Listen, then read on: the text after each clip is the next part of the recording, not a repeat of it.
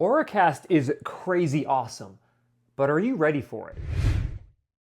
Hey guys, Cliff Olson, Doctor of Audiology and founder of Applied Hearing Solutions in Phoenix, Arizona, and in this video, I'm going to tell you everything that you need to know about OraCast by answering some of the most common questions out there. Let's take a trip back to 2014. I was in my second year of grad school at the University of Illinois, and this was the first time that I had ever worked with a hearing aid that had Bluetooth capabilities that could stream audio directly from a smartphone into the hearing aids, as well as using a smartphone app to make remote control adjustments. I remember thinking at the time that this thing called Bluetooth was going to totally change the future of hearing aids. And you know what? It did. But I totally underestimated just how big this impact would be. You see, around the same time that we started seeing Bluetooth-enabled hearing aids hit the market in 2014, the hearing aid industry was working with the Bluetooth Special Interest Group to create a completely new form of Bluetooth called Bluetooth LE audio. This new form of Bluetooth with the new LC3 standard audio codec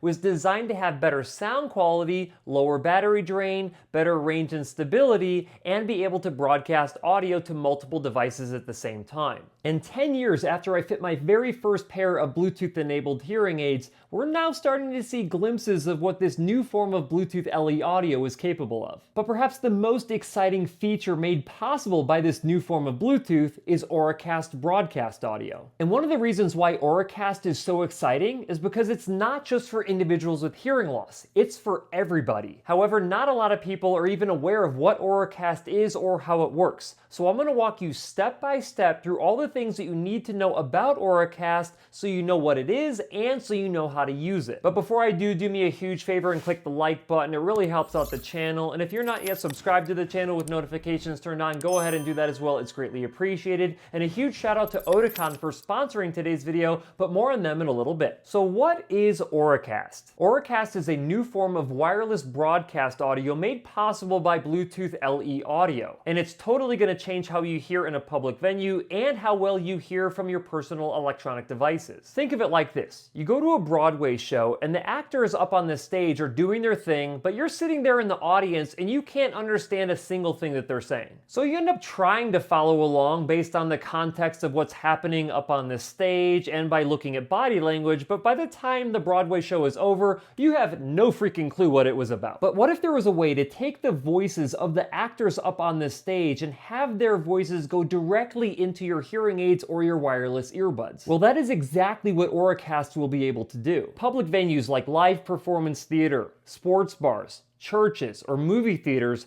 could install an OraCast transmitter and broadcast the sounds you want to hear directly into your ears. But when it comes to accessibility, it doesn't stop there. If you have vision issues, you could even get descriptive audio sent into your ears on a separate OraCast transmission. And let's say that you went to a concert and you wanted to get a very specific feed for the lead singer, or you wanted to hear the drummer better, or you wanted to hear the bass player better. You could tap into whatever OraCast feed that you want based on who you wanted to hear. The possibilities are endless when it comes to OraCast, but that is not all that OraCast can do. You'll also be able to stream audio using OraCast from your personal devices. Now you might be thinking, Cliff, I can already stream audio from my TV or my smartphone into my hearing aids. And you're right. However, currently, hearing aid users have to use an intermediary device to convert the signal from their TV into a signal that their hearing aids can pick up on. Whereas with OraCast, you'll be able to tap directly into the TV with no intermediary devices. And for the rest of your electronic devices, like your smartphone, your tablet, or your laptop computer, you'll be able to stream audio directly into your ears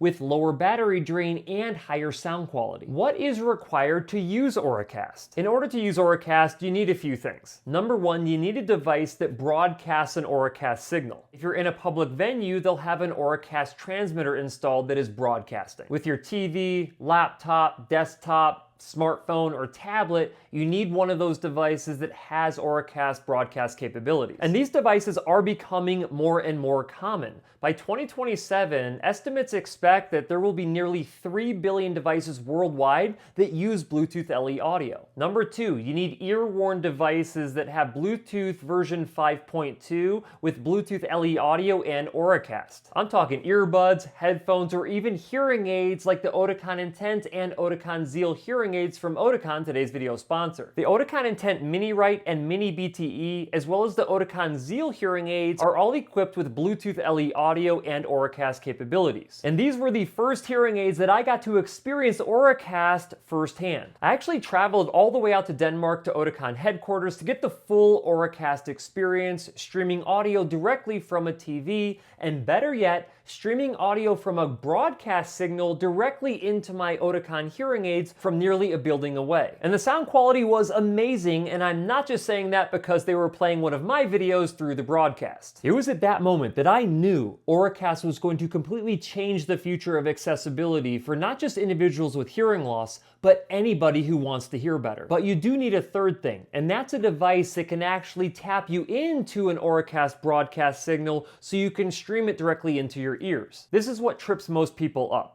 Essentially, connecting to an OraCast broadcast signal is like trying to connect to a Wi-Fi network. Only in this particular case, instead of using your smart device to search for a Wi-Fi signal, you're using it to search for an OraCast broadcast. Now, most Android phones today, like my Samsung Galaxy S25, are capable of tapping into an OraCast broadcast because it uses Bluetooth LE audio. However, as of this recording, iPhones are not capable of this yet. The good news is, even if you have an Apple device, you can still tap into an OraCast broadcast if you use the Oticon Companion app with your Oticon Intent or Oticon Zeal hearing aids. I just did this with my patient in the office the other day. She was super bummed that she wasn't going to be able to get access to an OraCast broadcast signal because she has an iPhone. But going through the Oticon app, she was able to access my office's OraCast broadcast and stream it directly into her hearing aids, even though her iPhone didn't support it. And the same thing is true for older Android phones that do not have OraCast capabilities. All she had to do was select our broadcast and enter the password or scan the QR code to gain access. And the expression on her face was priceless, not just because the sound quality was exceptionally good,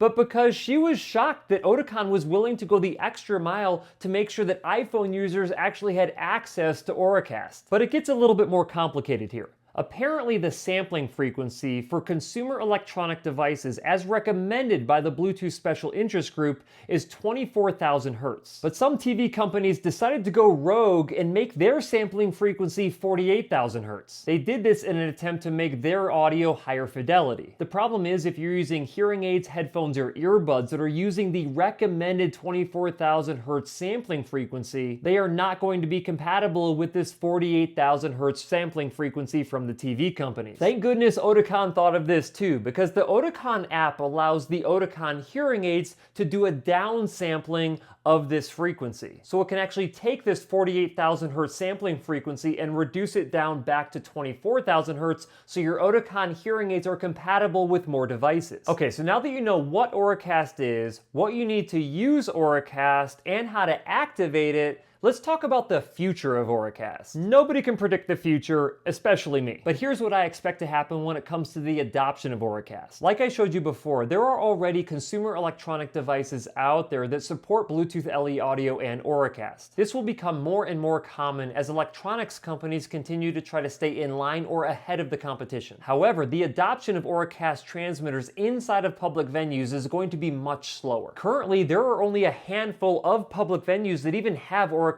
transmitters at this point. These transmitters are actually very affordable. They only cost a few $1,000s a piece, and I'm even willing to donate transmitters to public venues across the greater Phoenix area. The issue I'm running into is that there are limited installers for these OraCast systems, considering it's so new and nobody really knows about them yet. I do expect audio-visual companies and even hearing loop installation companies to start figuring out how to install OraCast transmitters, because it's really not that hard, and I was even able to successfully install my own OraCast transmitter. But the thing that will have to happen in order to get OraCast to go mainstream is for everybody to start talking about it. If we can do that, I expect the adoption of OraCast transmitters inside of public venues to be much faster than what we saw with hearing loop systems. Primarily because OraCast is something that benefits everybody, not just individuals with hearing loss. But I want to know what you think. Do you think that OraCast is going to be the future of accessibility? And what do you think the best way is that we could encourage public venues to install OraCast transmitters? Let me know down in the comment section, and I'll see you in the next video.